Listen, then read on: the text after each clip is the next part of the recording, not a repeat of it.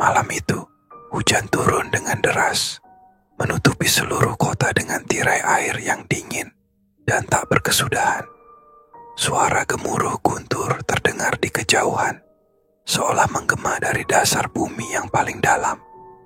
Rumah Sakit Harapan Bumi yang terletak di pinggir kota berdiri kokoh dengan lampu-lampu redup yang menyala di tengah gelapnya malam. Bangunan tua itu tampak angker, dengan dindingnya yang mulai berlumut dan koridor panjang yang sunyi. Meski telah direnovasi beberapa kali, aura suram rumah sakit itu tak pernah hilang, seperti sebuah rahasia gelap yang tak ingin dilepaskan. Dr. Arya, seorang pria berusia 30-an, baru saja selesai menangani pasien terakhirnya di ruang UGD. Wajahnya lelah, tetapi sorot matanya tetap tajam.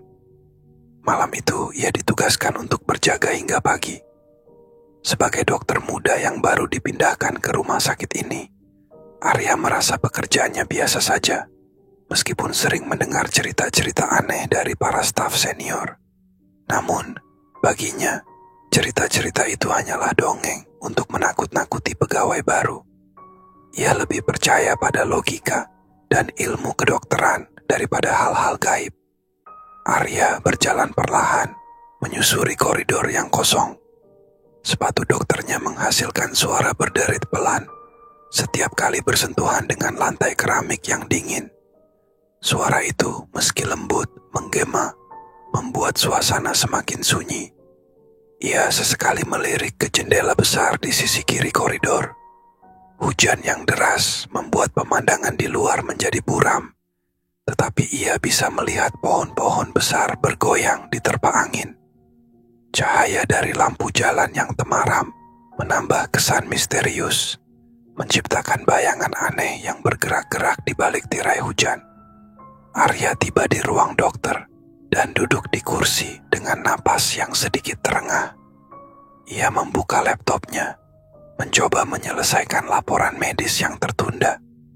Namun, pikirannya terganggu oleh suara-suara kecil yang samar. Awalnya, ia mengira itu hanyalah suara hujan, tetapi suara itu terasa berbeda. Lebih seperti langkah kaki yang sangat pelan di lantai koridor. Ia menoleh ke arah pintu, menunggu apakah suara itu akan terdengar lagi. Sunyi. Arya menggelengkan kepala, mencoba mengusir pikiran-pikiran aneh. Mungkin hanya imajinasi, gumamnya pelan. Ia melanjutkan mengetik, tetapi suasana malam itu membuatnya sulit berkonsentrasi. Ada sesuatu di udara yang terasa berat, seperti tekanan yang tidak terlihat namun nyata. Udara di ruangannya terasa dingin, meski pemanas ruangan menyala. Ia mengusap tengkuknya, mencoba mengendurkan ketegangan yang merayap di punggungnya. Sekitar pukul 1 dini hari, Arya menerima panggilan dari ruang mayat. Seorang perawat memberitahu bahwa ada jenazah baru yang harus diperiksa. Ia sedikit terkejut, karena biasanya jenazah sudah diperiksa oleh petugas forensik sebelum dikirim ke kamar mayat. Dengan berat hati, ia mengambil jas putihnya dan beranjak keluar dari ruang dokter. Koridor menuju kamar mayat lebih gelap daripada koridor lainnya. Hanya beberapa lampu neon yang menyala, dan itu pun berkedip-kedip seperti lampu yang kehabisan tenaga. Arya membawa senter kecil di sakunya, berjaga-jaga jika lampu mati total. Semakin ia mendekati kamar mayat, semakin dingin udara yang ia rasakan. Langkah kakinya menjadi lebih hati-hati, seperti ada sesuatu yang mengawasinya dari kegelapan. Pintu kamar mayat itu besar dan berat, terbuat dari logam yang mulai berkarat di sudut-sudutnya. Di atas pintu, ada papan kecil bertuliskan kamar mayat dengan huruf yang hampir pudar. Arya menarik napas dalam-dalam sebelum membuka pintu itu.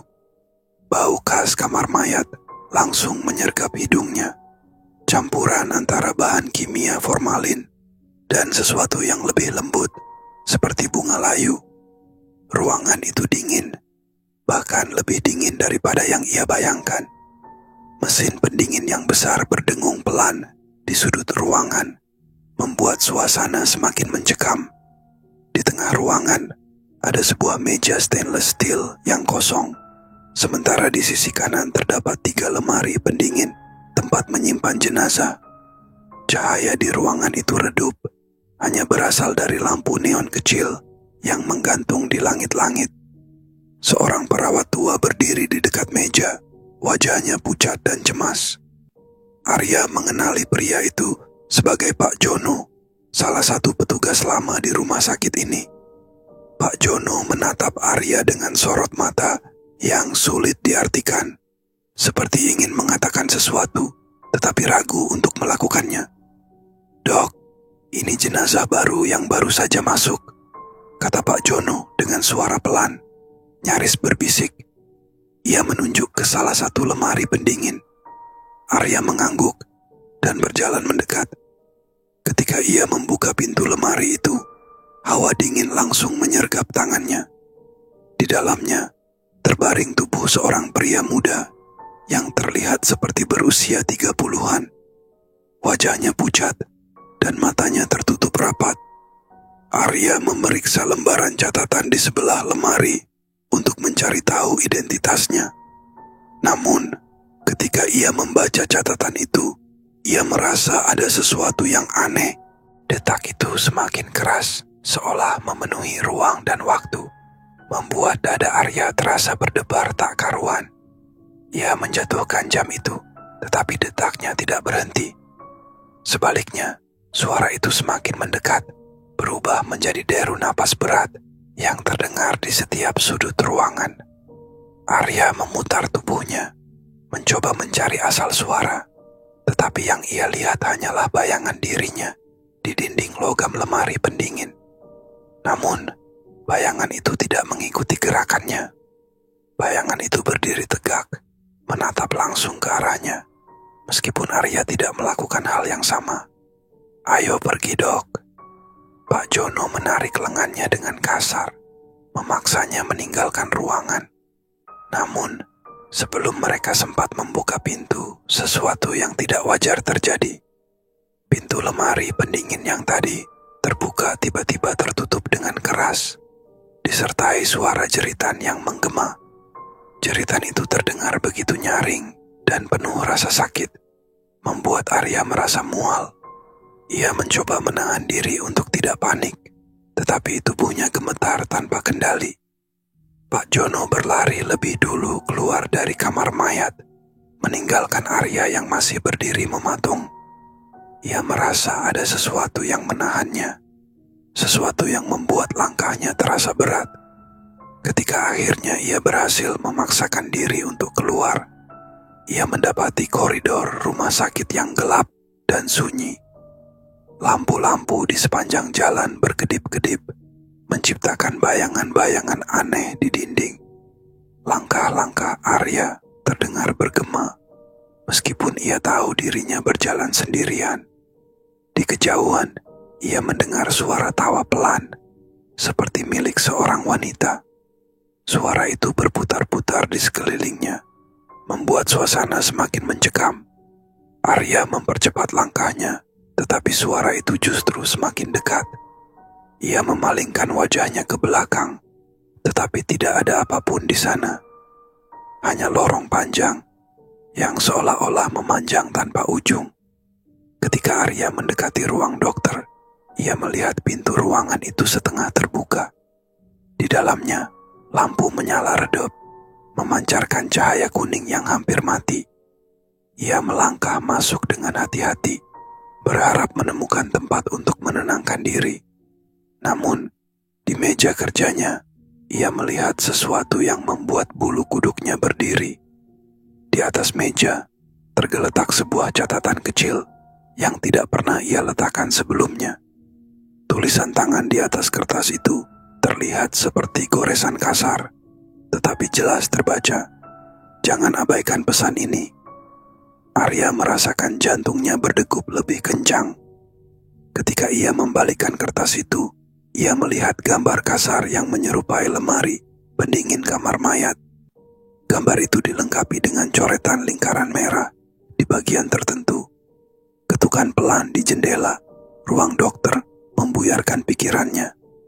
Arya menoleh dengan cepat, tetapi tidak ada siapapun di luar.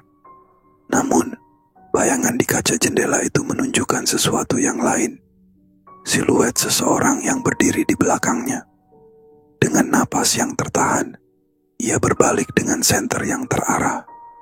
Ruangan itu kosong, namun ia tahu betul ia tidak lagi sendirian di rumah sakit ini.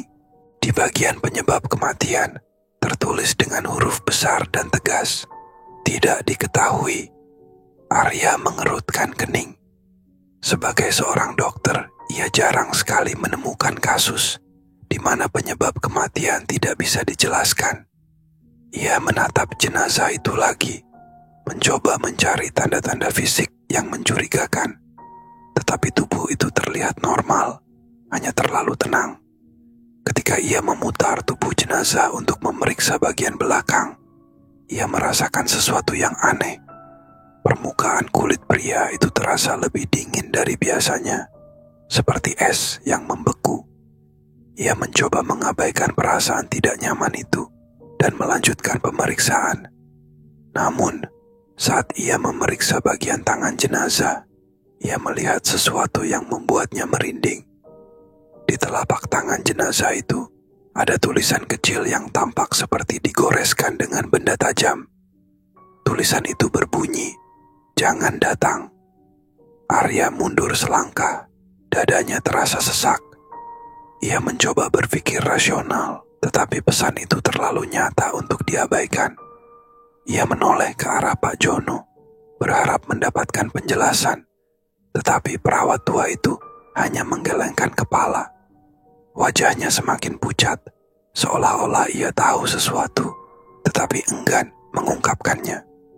Arya mencoba menenangkan diri. Ia berpikir mungkin ini hanya lelucon dari seseorang. Meski lelucon semacam ini sama sekali tidak lucu.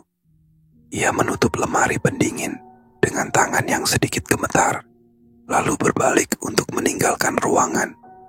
Namun sebelum ia sempat melangkah keluar, lampu ruangan itu tiba-tiba mati. Kegelapan menyelimuti mereka, hanya menyisakan dengungan mesin pendingin yang terdengar semakin keras. Dalam gelap, Arya mendengar suara pelan, seperti bisikan yang tidak jelas asalnya. Suara itu terdengar semakin dekat, melingkari ruangan, membuat bulu kuduknya berdiri. Ia meraih senter di sakunya dan menyalakannya, tetapi cahaya senter itu hanya mampu menerangi sebagian kecil dari ruangan yang tampak semakin luas dan asing. Ketika ia mengarahkan cahaya ke arah lemari pendingin, ia melihat sesuatu yang membuatnya terpaku. Pintu lemari itu, yang tadi telah ia tutup rapat, kini terbuka perlahan, seolah-olah ada yang mendorongnya dari dalam. Kegelapan menyelimuti ruangan kamar mayat, membuat Arya merasakan dingin yang menusuk hingga ke tulang. Senter di tangannya bergetar, cahayanya memantul-mantul, tak beraturan di dinding logam. Ia berusaha menarik napas panjang untuk menenangkan diri, tetapi udara di sekitarnya terasa berat, seolah ada sesuatu yang menekan seluruh tubuhnya. Pintu lemari pendingin yang terbuka perlahan itu mengeluarkan bunyi dejit panjang, mengoyak kesunyian malam. Pak Jono yang berdiri beberapa langkah di belakangnya hanya membisu. Tatapan matanya kosong, seperti sedang menatap sesuatu yang tak bisa Arya lihat. Arya memutar tubuhnya dengan cepat, mencoba melihat apa yang membuat perawat tua itu terpaku. Namun, saat ia menyorotkan senter ke wajah Pak Jono, pria itu mendadak berbisik pelan. Suaranya nyaris tak terdengar. "Dia datang." Bisikan itu membuat Arya merinding. Ia menoleh kembali ke arah lemari pendingin yang pintunya kini telah terbuka sepenuhnya. Jenazah yang tadi terbaring tenang di dalamnya kini terlihat berbeda. Tubuh itu bergerak perlahan, nyaris tak terlihat oleh mata telanjang, tetapi cukup untuk membuat Arya mundur beberapa langkah. Hawa dingin yang menguar dari dalam lemari semakin pekat, membawa aroma anyir yang menusuk hidung. Kemudian, tiba-tiba, ruangan itu kembali diterangi cahaya lampu yang berkedip-kedip. Dalam kilatan cahaya yang tak stabil itu, Arya melihat sesuatu yang tidak seharusnya ada. Di atas meja stainless steel yang kosong, samar-samar terlihat bayangan gelap menyerupai tubuh manusia. Bayangan itu membungkuk seolah tengah memperhatikan jenazah di dalam lemari. Namun ketika Arya mencoba memfokuskan pandangannya, bayangan itu lenyap secepat kilat. Pak Jono memegang lengan Arya dengan gemetar. "Kita harus pergi sekarang, Dok." Suaranya terdengar putus asa. Arya mengangguk, tetapi tubuhnya terasa berat, seolah kakinya tertahan oleh sesuatu yang tak terlihat. Dengan susah payah, ia mencoba melangkah ke arah pintu, tetapi suara keras tiba-tiba membelah ruangan. Bunyi seperti benda berat jatuh ke lantai, membuat keduanya terhenti. Arya menoleh, senter di tangannya terarah pada meja di tengah ruangan. Di sana sebuah benda kecil tergolek, sebuah jam saku kuno dengan rantai emas yang sudah usang. Jam itu tampak seperti benda biasa, tetapi entah kenapa keberadaannya terasa janggal. Arya mendekat perlahan, mengamati jam itu dari jarak dekat. Angka-angka pada jam tersebut terlihat berantakan. Jarum-jarumnya bergerak berlawanan arah dengan cepat. Ketika Arya menyentuhnya dengan ujung jari, sebuah suara keras seperti detak jantung menggema di ruangan.